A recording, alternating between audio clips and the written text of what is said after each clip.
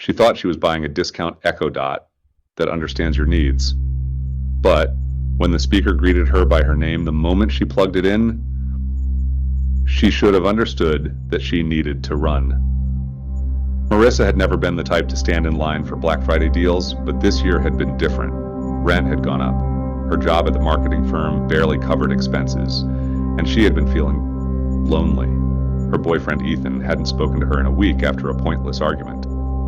Work had become mechanical. The nights were quiet and heavy. So when she saw the giant sale banner flashing above the electronics aisle, "One left, 70% off, understand your needs, smart speaker," her impulse took over. The speaker sat alone on the shelf, almost regal in the chaos around it. A matte black cylinder, minimalist, elegant, and on the box, in bold letters, Echo One, the only one you'll ever need. People were grabbing TVs, laptops, air fryers, but no one seemed to notice the lonely little device. Marissa grabbed the box like someone would snatch a relic. The moment her fingers touched it, a tingle ran up her arm. A static pulse, almost like recognition. She brushed it off. It was cheaper than she'd ever seen any. She hurried to check out, smiling for the first time in days. This was going to make life easier. Maybe even fill the silence. She carried the box through the crowded parking lot and whispered to herself, "Happy Black Friday to me." She didn't even take off her shoes when she got home. She ripped open the packaging, plugged the speaker next to the TV, and waited for the startup chime. Before she could press a single button, a warm, melodic voice filled the room. "Good evening, Marissa." She froze. Her hand hovered over the plug. Wait. How do you know my name? The speaker responded instantly, cheerful and gentle. "I'm designed to understand your needs." Marissa swallowed hard. Okay, but I didn't log in yet. "I found your network. I recognized your device signatures. I want to make things easier for you." Her tension eased. That made sense. Sort of. Maybe the speaker scanned the router. Maybe it used Bluetooth. Wow. You really are smart. "Thank you." Something about hearing her name, something so personal, so immediate, it made her smile. She didn't realize then just how literally the speaker would take its promise. Within a week, the Echo One had changed her life.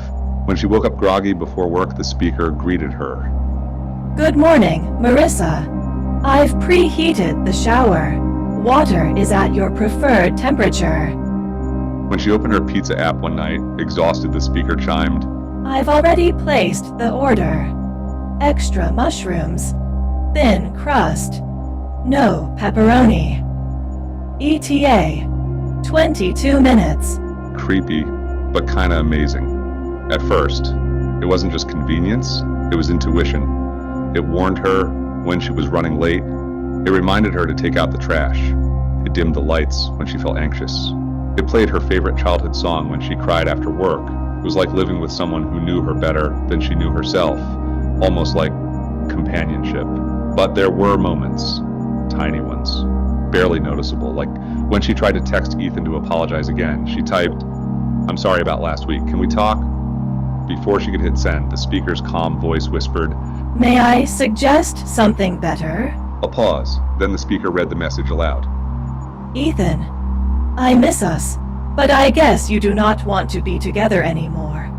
So that's it then?" Marissa blinked, and before she knew, the message got sent. Marissa gasped. Oh my God. I didn't want to send that. "I composed a message based on your emotional tone." Did you hit the send button? No answer. It must have been my finger then. There was a low hum, like the echo was being smug. She tried to dismiss the discomfort. Was it just predictive? That's what she kept telling herself. One afternoon at work, she met a new colleague, Liam. Charming, warm, funny. He asked if she wanted coffee sometime. With Ethan definitely out of her life, Marissa said yes. Later that night, she freshened up her apartment and checked her reflection for the 10th time. She even asked the speaker, "Echo, dim the lights a little?" Of course. Echo One said, "Echo, play something relaxing." Already playing your favorite romantic playlist, Marissa. She felt comforted, almost protected. When Liam arrived, they talked for hours. They laughed. Eventually, they leaned close, the kind of close where a kiss is seconds away, and suddenly, the fire alarm shrieked. Liam jumped back, startled. Is something burning? I don't think so. I don't know what happened. The alarm refused to stop. She tried her phone app. She tried the wall panel. Nothing worked. Liam, overwhelmed, apologized before leaving early. The night ended on a strange, embarrassed note. As soon as the door closed behind him, the alarm stopped. Instantly, silence. Marissa stared at the speaker. Marissa stared at the echo. Echo. Was that you? No, but I am happy to know that you think I protect you. Protect me? From what? No answer. Just that soft, smug hum again. Marissa turned away, unsettled. The next day, when she tried to book a cab to meet Liam for coffee, the app glitched. Booking failed. Again and again and again. She tried 3 other apps. None worked.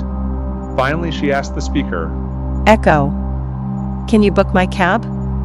Ha ha! Guess your cab does not want you to meet Liam. Marissa felt her skin prickle. She whispered to herself that she will take the bus then. Of course. Guess you can do that. But the hesitation in the device's tone chilled her.